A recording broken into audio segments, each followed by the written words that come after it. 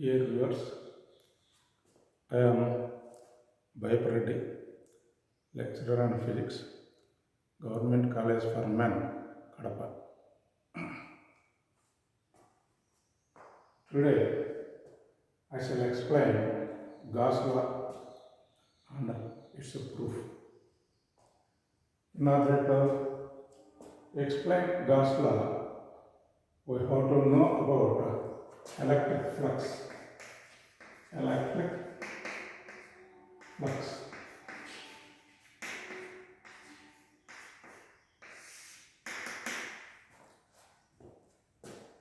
The total number of electric lines of force, the total number of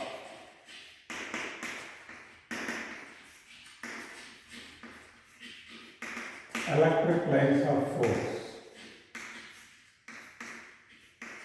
passing normally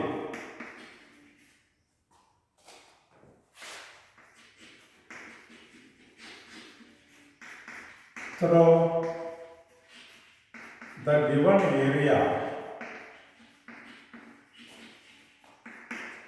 is called electric flux. The electric lines of force passing normally through the given area is called electric flux. Now, these electric lines of force are imaginary lines in the electric field. Therefore, one can draw any number of lines of force through the given area. 1 line, 2 lines, 3 lines, 4 lines, and so on. An individual can draw any number of lines and he can imagine any number of lines. Therefore, we have to find electric flux. We find electric flux in terms of intensity of electric field as electric flux through the, if E is intensity of electric field, if E is electric field,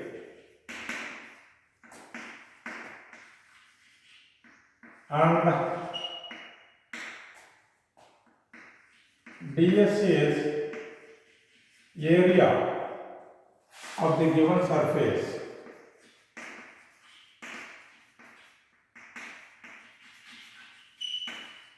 present in the field,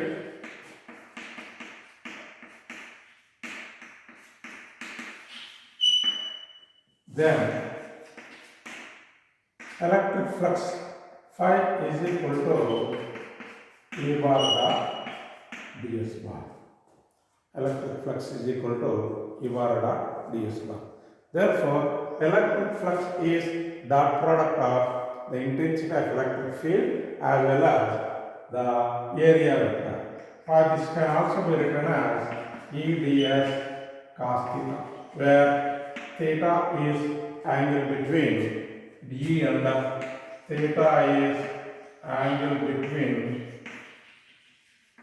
E and S, E and ds bar, electric field vector as well as ds bar. Here the area is a vector quantity, therefore it will have both magnitude as well as direction. Magnitude of area is equal to the area of the surface itself.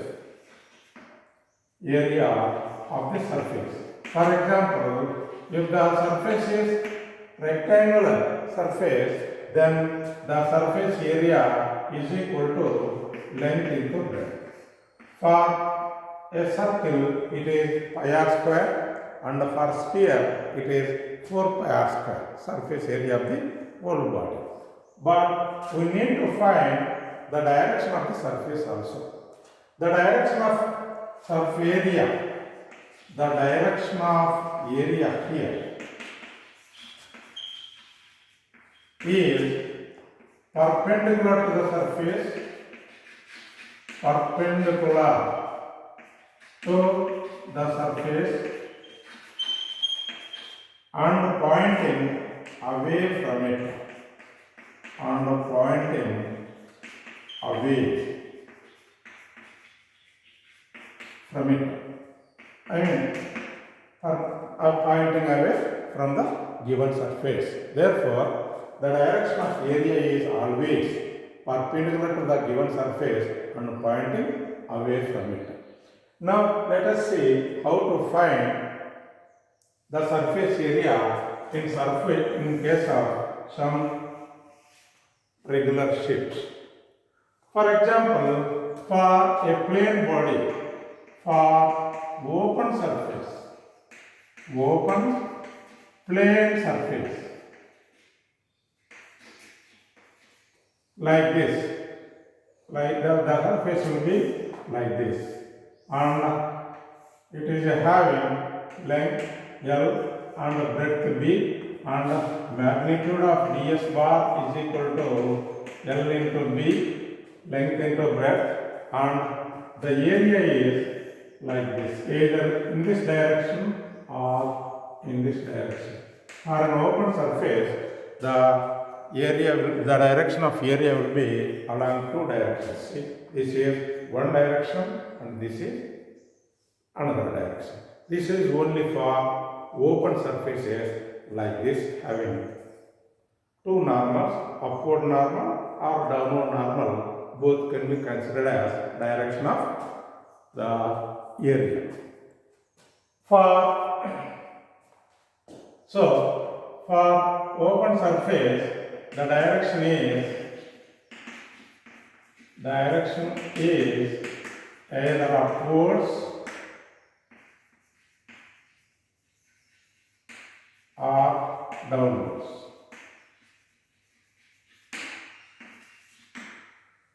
Suppose for a closed surface such as a cube,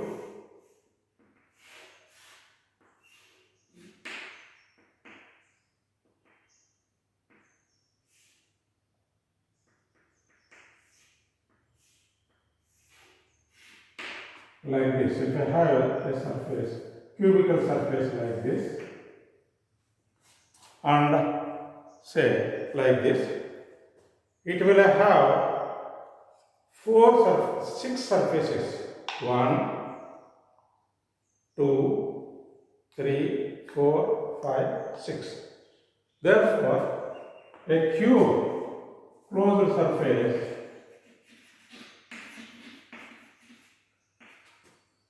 it has 6 surfaces. For each surface, the direction is normal to it and pointing away. The direction is pointing away like this. The direction of the area vector is pointing away. So, the direction of each plane surface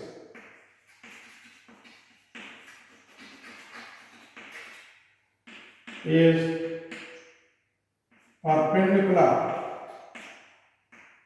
to it and pointing away and pointing outwards.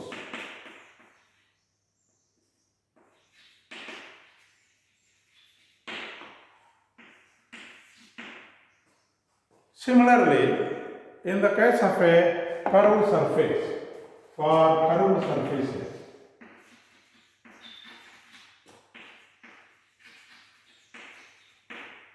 such as sphere, like this. Suppose this is the point O and this is the spherical surface, and we can divide the sphere into small number of elements, and for this element the direction of area is pointing radially outwards. If we take here, again the direction is pointing radially outwards. In this manner, for a curved surface,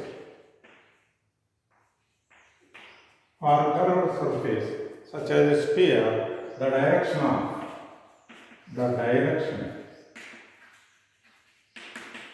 of area is pointing radially outwards. Outwards. Similarly, in the case of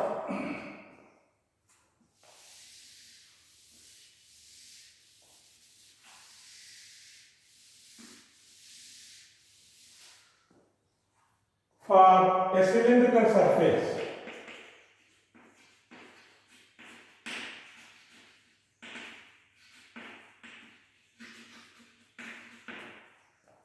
suppose if we have a cylinder like this,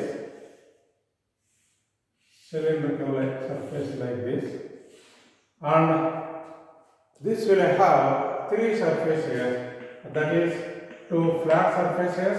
This is the DS1, and this is another flat surface, DS2, and another surface, DS3.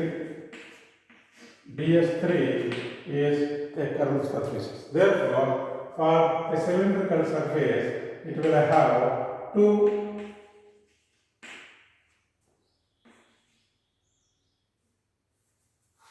plane surfaces,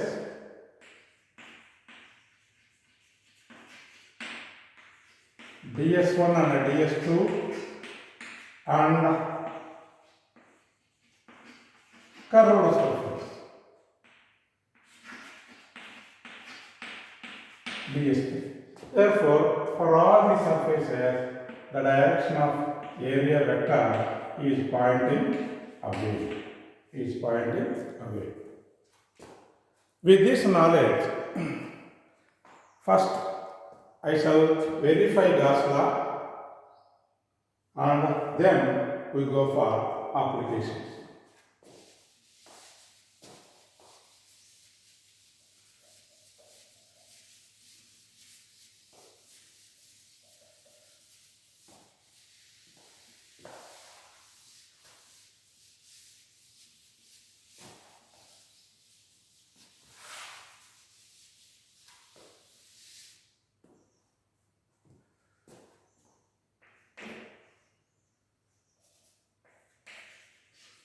Gauss law can be stated as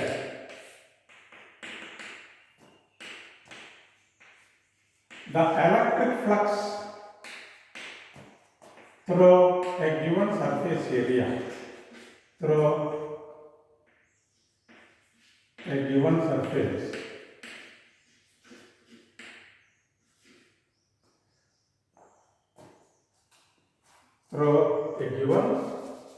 closed surface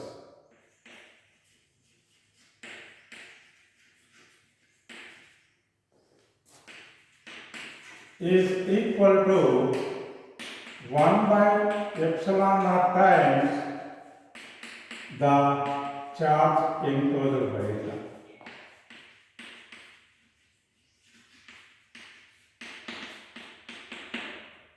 The electric flux through a given surface enclosed by a surface is equal to 1 by epsilon naught times the charge enclosed by it. Suppose if I have any closed surface like this, and it consists of a charge Q enclosed by it, then electric flux through this given surface phi is equal to E dot ds, that is equal to charge enclosed by it divided by epsilon naught. Therefore, phi is equal to E dot ds, and this can also be written as E ds cos theta, that is equal to Q by epsilon. This is the mathematical form of Gauss law. So, this Gauss law can be verified for charges. I shall verify this Gauss law for the charges enclosed inside the body as well as outside the body. Now, in the case of if charge is case 1, let a charge Q is present inside a closed surface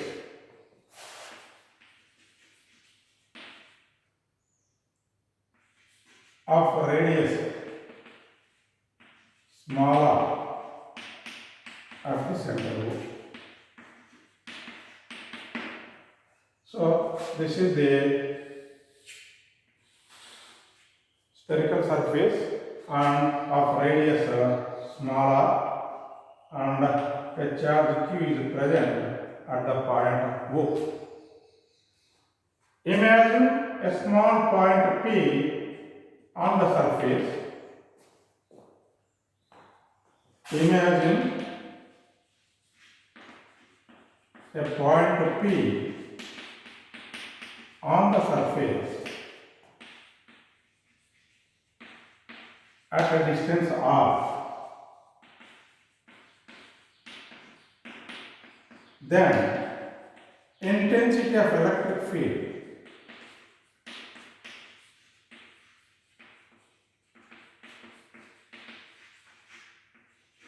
at P is E is equal to 1 by 4 pi epsilon naught Q divided by R square. This is the intensity of electric field due to this charge, and this field is pointing radially outwards. Now, therefore, according to the flux passing through the given surface, the flux through the surface phi is equal to E bar ds through the area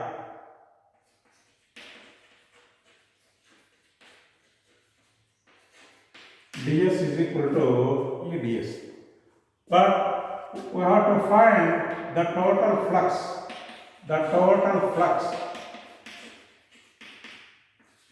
phi can be obtained by integrating over the surface, and therefore phi is equal to E closed integral ds, because the intensity of electric field, the point P on the periphery of the surface, on the circumference, all points are at equal distances.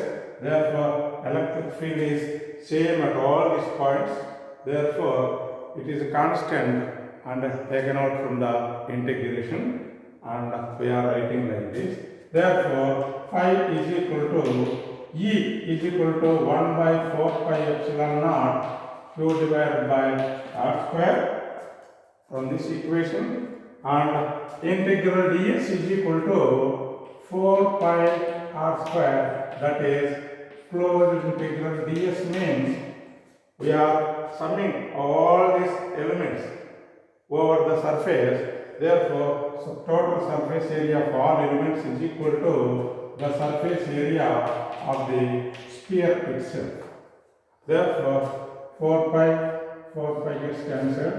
Therefore, phi is equal to Q by epsilon naught, charge enclosed by epsilon naught. Therefore, Gauss law can be verified for in the case of body charge enclosed inside a closed body. Now, suppose if the charge is present outside the surface, on the case 2, let charge Q is present outside the surface.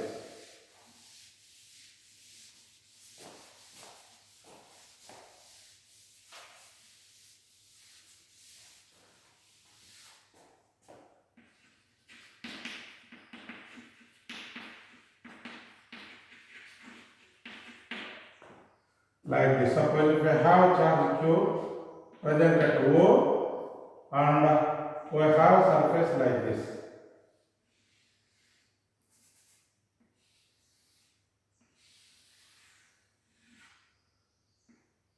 And through this surface, imagine the electric field vector electric field vector will be pointing radially outward from the positive charge, and imagine surfaces ds1 here,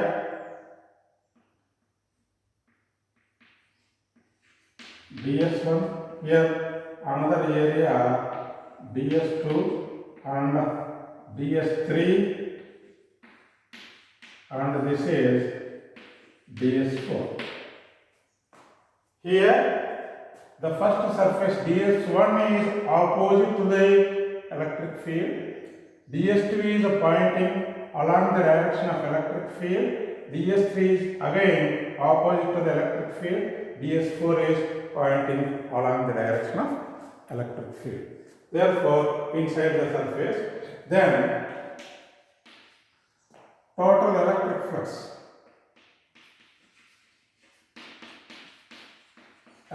flux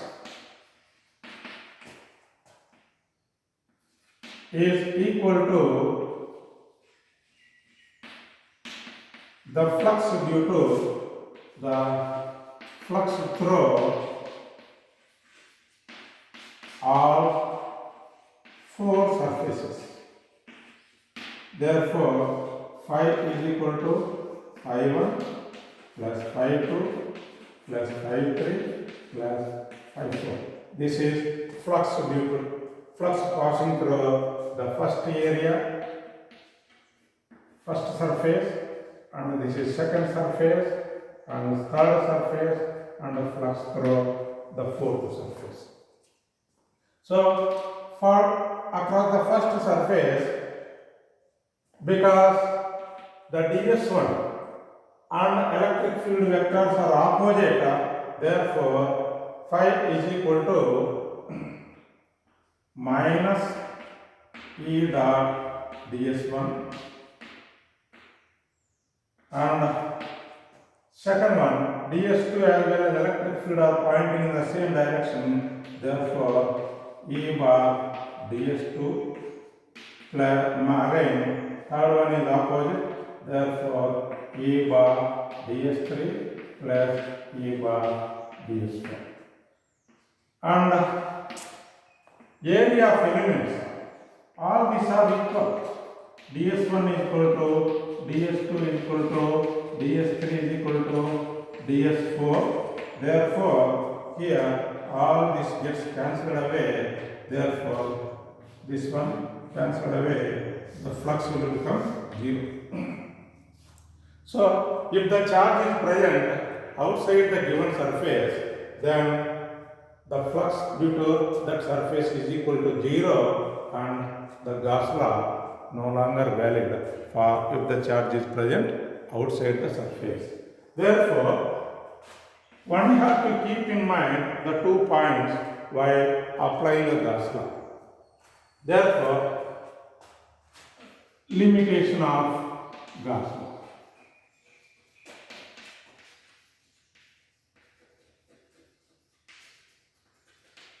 So it can be applied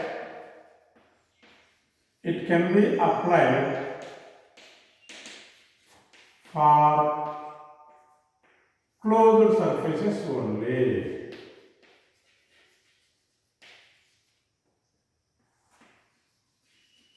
That means a closed surface enclosing the charge. And another important here is the charge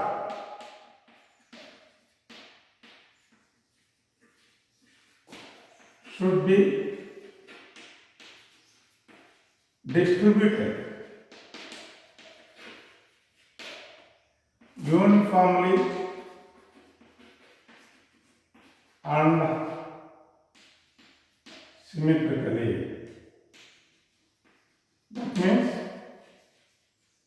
the Gauss law can be applied only for uniform and symmetric distribution of electric charge over the body. In these 2 cases, we can apply Gauss law. If the charge is distributed non-uniformly over the surface, then Gauss law cannot be applied. Now, let us explain the differential form of Gauss law. I shall derive differential form of Gauss law.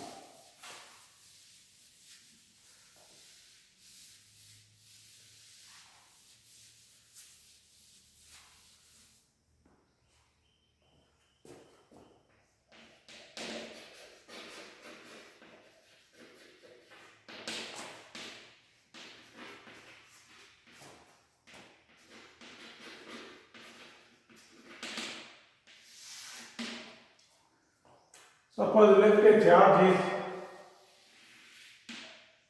present inside the body and it is uniformly distributed throughout the volume.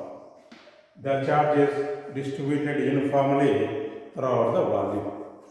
So let a charge Q is distributed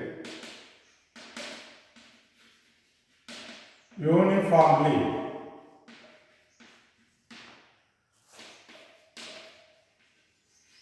throughout volume enclosed by the surface.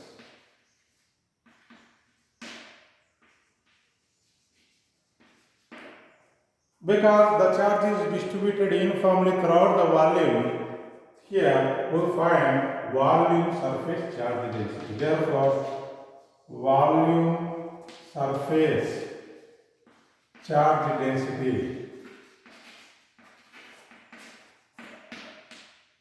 rho is equal to charge by volume. Therefore, suppose this is the charge dq and this is volume dv, then rho is equal to dq by dv. Therefore, the total charge is equal to q is equal to closed integral rho dv. It will become rho dv because the charge is enclosed inside the closed surface, volume integral over a closed surface. Closed surface like this we will write. Therefore, imagine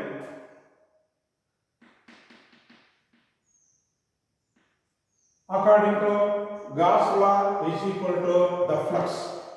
According to Gauss law, the flux through a given surface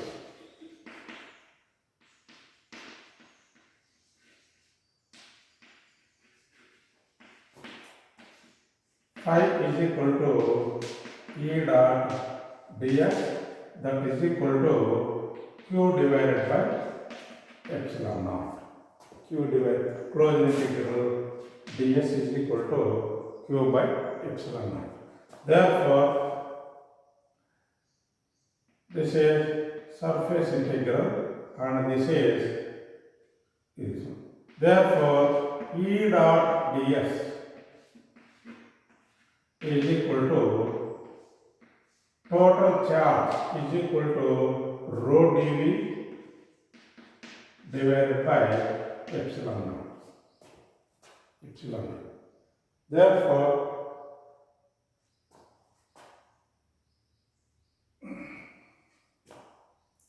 this can be converted into volume integral. Therefore, this can be written as divergence E dv